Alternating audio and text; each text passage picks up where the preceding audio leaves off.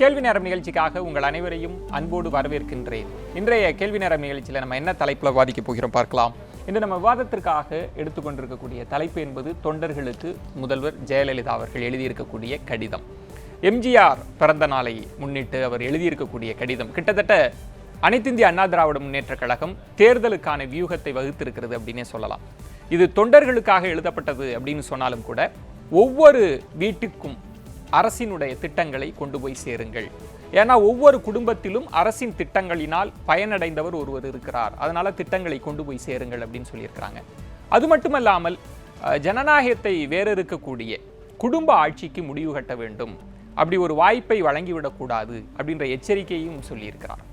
ஆனால் இதற்கு எதிர்வினையாக பாட்டாளி மக்கள் கட்சியினுடைய நிறுவனர் திரு ராமதாஸ் அவர்கள் எழுப்பியிருக்கக்கூடிய கேள்வி முக்கியத்துவம் பெறுகிறது. என்ன சாதனைகளை இந்த அரசு செய்திருக்கிறது? விலைவாசிகள் கடுமையாக உயர்த்தப்பட்டிருக்கின்றன, சோதனைகள் தான் மிகுந்திருக்கிறது அப்படின்ற ஒரு கேள்வியையும் அவர் எழுப்பியிருக்கிறார். பல்வேறு விதமான கேள்விகளை இந்த கடிதம் எழுப்பியிருக்கிறது. கிட்டத்தட்ட இந்த விவாதம் என்பது இந்த ஆட்சியை பற்றிய ஒரு மதிப்பீடாகவே நீங்க பார்க்க முடியும். அதில் குறிப்பாக அதிமுக ஆட்சி மட்டுமல்ல, திராவிட முன்னேற்ற கழகத்தினுடைய முந்தைய 5 ஆண்டு ஆட்சியையும் நம்ம கணக்கில் எடுத்துக்கொள்ள வேண்டியிருக்கிறது. காரணம் சாதனையாக இருக்கட்டும், வேதனையாக இருக்கட்டும். ஏன்னா 5 ஆண்டுகளுக்குள் பல திட்டங்களை எல்லாம் நீங்க முடிச்சிட முடியாது. 2 கழக ஆட்சிகளுக்கும் பொறுப்பு இருக்கிறதுனால தான் திமுக அதிமுகவையும் நான் ஒரு மதிப்பீட்டு தராசு தட்டில் வைக்க வேண்டியிருக்கிறது. ஒரு ஆழமான விவாதம், தொடர்ந்து வாதிக்கலாம்.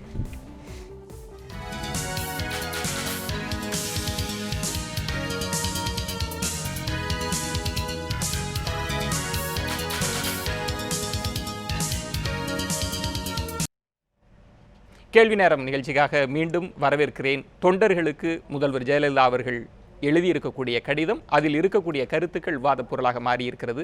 நம்ம அது பற்றி தான் விவாதிக்க இருக்கிறோம். நான் கருத்துரையாளர்களை உங்களுக்கு அறிமுகம் செய்கிறேன். திராவிட முன்னேற்ற கழகத்திலிருந்து திரு கண்ணதாசன் அவர்கள், வணக்கம் திரு கண்ணதாசன். பாமகவிலிருந்து வழக்கறிஞர் திரு பால் அவர்கள், வணக்கம். சிபிஐயிலிருந்து சட்டமன்ற உறுப்பினர் திரு பீமாராவ் அவர்கள், வணக்கம். சிபிஎம் மன்னிக்கவும்.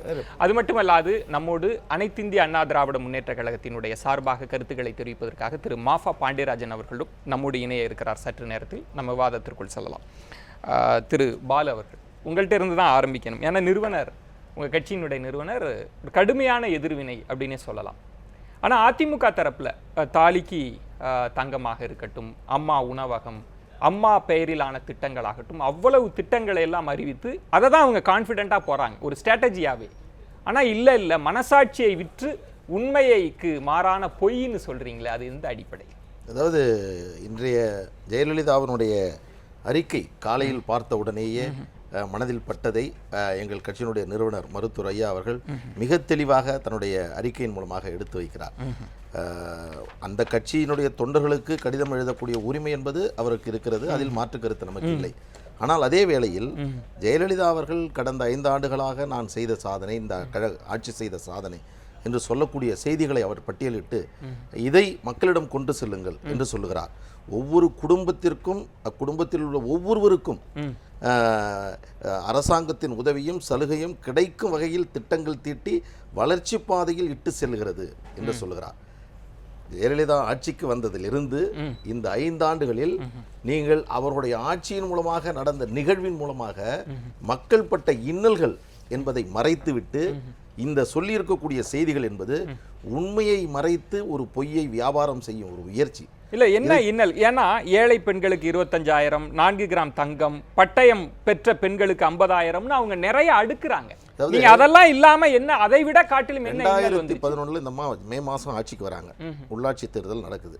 அதற்கு பிறகு 2011 அக்டோபர்ல அந்த உள்ளாட்சி தேர்தலுக்கு பிறகு நவம்பர் மாதத்தில் முதல் அறிவிப்பு இந்த ஆட்சிக்கு வந்த பிறகு மின் கட்டண உயர்வு, பால் விலை உயர்வு, பேருந்து கட்டண உயர்வு, இதன் மூலமாக மட்டுமே 3 மடங்கு ஏற்றினாங்க. மிகப்பெரிய கம்யூனிஸ்ட் இயக்கத்தை சார்ந்தவர்கள் எல்லா அரசியல் கட்சிகளும் தமிழ்நாட்டில் மிக கடுமையாக பேசினாங்க. 20,000 கோடி ரூபாய்க்கான புதிய வரிகளை, புதிய விலை உயர்வை மக்கள் மத்தியில் திணித்த அரசு. அந்த 20,000 கோடி பணிக்கு பிறகு அடுத்து 4,200 கோடி ரூபாய் மதிப்பு கூட்டு வரியை கொண்டு வந்தாங்க. இது 2வது. 3வதாக எடுத்துக்கினா அடுத்து 2012 இந்த லேண்டோட கைட்லைன் வேல்யூ என்று சொல்லக்கூடிய நிலங்களுக்கான மதிப்பீடு, அதை 5,000 கோடி ரூபாயை இந்த அரசு உயர்த்தியது.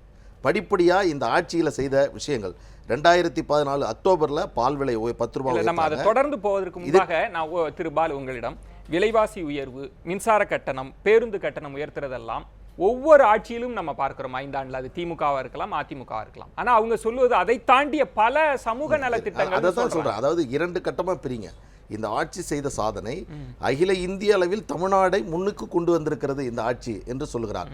இரண்டையும் பிரித்து பார்த்தீங்கன்னா இந்த 5 ஆண்டுகளில் இந்த கட்டண உயர்வு, விலைவாசி உயர்வு, புதிய வரியின் மூலமாக 1.57 லட்சம் கோடி மக்கள் மீது வரி சுமத்தப்பட்டிருக்கிறது. அவ்வளவு சுமத்திய பிறகும் கூட மக்கள் அவரை தான் ஆதரிக்கிறாங்க. ஏன்னா அவர்கள் செய்திருக்க சாதனை பெருசா இருக்கு. நான் சொல்றேன், ஏன்னா நாடாளுமன்ற தேர்தல் வந்தது, உள்ளாட்சி தேர்தல் எல்லாம் வந்தப்ப பிறகும் கூட மக்கள் கூர்தீட்டி பார்க்கிறாங்க. விலைவாசி உயர்த்தினாலும் கூட இந்த அரசு எங்களுக்கு சாதகமா தான் இருக்குன்னு பார்க்கிறாங்க. அதாவது மது விற்பனையின் மூலமாக மட்டுமே 1.9 லட்சம் கோடி புதிய பணம் அரசாங்கத்திடம் மக்களிடமிருந்து சூறையாடப்பட்டிருக்கிறது. அதற்கு அடுத்து 5 ஆண்டுகளில் இந்த அரசு வாங்கின மொத்த கடன் இருக்குது பாருங்க, அதுதான் மிக முக்கியமானது. 2.5 லட்சம் கோடி கடனை இந்த அரசு வாங்கி இந்த 5 ஆண்டுகளில் ஒரு தனிநபர் மீது 60,000 ரூபாய் இன்றைக்கு கடன் சுமத்தப்பட்டிருக்கிறது இந்த அரசின் மூலமாக. இப்படி செய்த இந்த காரியத்தின் மூலமாக இதை மக்களிடம் சொல்ல வேண்டிய நிலைமை எங்களுக்கு இருக்கின்ற பொழுது இதை சாதனையாக சொல்லுகிறார்கள்.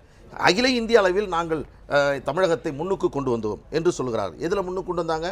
இல்லை, நம்ம அது தொடர்ந்து நம்ம விவாதிக்கலாம்.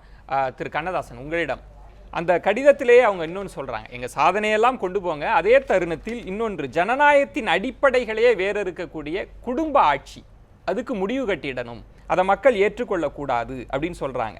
அதுவும் இல்லாமல் அவங்க சொல்றது என் குடும்பம் மட்டுமே எல்லாமும் பெற வேண்டும், என் மக்களே என்னாலும் ஆள வேண்டும் அப்படின்ற சிந்தனைக்கு முற்றுப்புள்ளி. இந்த சாதனையெல்லாம் விட்டு வச்சிடலாம், ஆனா குடும்ப ஆட்சின்றது தான் உங்கள் மீது. நீங்க ஒரு பேசும்போது சொன்னீங்க கடந்த திமுக ஆட்சியிலும் பால் விலை, பேருந்து கட்டணம் கூட்டினாங்கன்னு தவறா சொல்றீங்க. அந்த மாதிரி கூட்டல. இல்ல நான் சொல்லுவது இல்ல பேருந்து கட்டணத்தை திராவிட முன்னேற்ற கழகம் எந்த ஆட்சியிலும் நீங்க உயர்த்தவே இல்லையா? இல்ல விலைவாசி உயர்வு இல்ல கட்டண உயர்வுன்றது எங்கேயுமே நடக்கலையா? நீங்க அதாவது இப்ப இருக்கிற 5 ஆண்டை பத்தி பேசும்போது வலிய திமுக கூட்டு பேசுறது அது கூட எங்களுக்கு ஒரு பழக்கமான விஷயம். இந்த இடத்துல நான் சொல்றேன் கண்ணதாசன், நீங்க உள்நோக்கம் கற்பித்ததுனால நான் ஒன்று சொல்கிறேன்.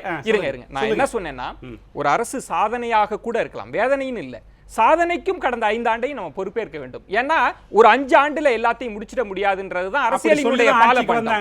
அதுதான் நான் அதனாலதான் சொல்றேன். நீங்க எனக்கு உள்நோக்கம் கற்பிச்சதுனால நான் சொல்றேன். எல்லா ஊடகங்களுக்கு அது ஒரு வழக்கம். அது அப்படியே சொல்ல முடியாது. இதுக்கு நீங்க இல்ல திரு கண்ணதாசன், இல்ல நான் எளிமையா இல்ல இந்த இடத்தை நான் மக்களுக்கு தெளிவுபடுத்தணும். இப்ப இருங்க திரு கண்ணதாசன், ஒரு திட்டம் நீங்களே பல இடங்கள்ல சொல்றீங்க, இது நாங்க அடிக்கல் நாட்டுனது, நாங்க தான் கொண்டு வந்தது, அதுக்கு திமுக பொறுப்பேற்குது அப்படின்னு சொல்லுகிற, அதிமுக பொறுப்பேற்குதுன்னு சொல்றப்ப நான் ஒரு அரசியல் பார்வையாளன் மதிப்பிடுகிறப்ப எப்படி உங்களை மட்டும் விலக்கி வைக்க முடியல? சாதனைக்கு விளக்க முடியாது. பேசும்போது கூட அந்த விவாத அரங்கத்துல ஒருவரா தான் நீங்க பேசுறீங்களே தவிர ஒரு நடத்துனர் நீங்க பேசல. நான் கேக்குறேன், அதாவது நான் இல்ல உங்களுக்கு என்ன பிரச்சனை? இல்ல என்ன பிரச்சனை ஒண்ணும் கிடையாது. நான் என்ன சொல்றேன்னு கேட்டீங்கன்னா, உங்களுடைய நோக்கம் ஒப்பிடவே கூடாது. நீங்க சொல்ல இல்ல ஒப்பிடு, தவறான ஒப்பீடு கூடாதுன்னு நான் சொல்றேன்.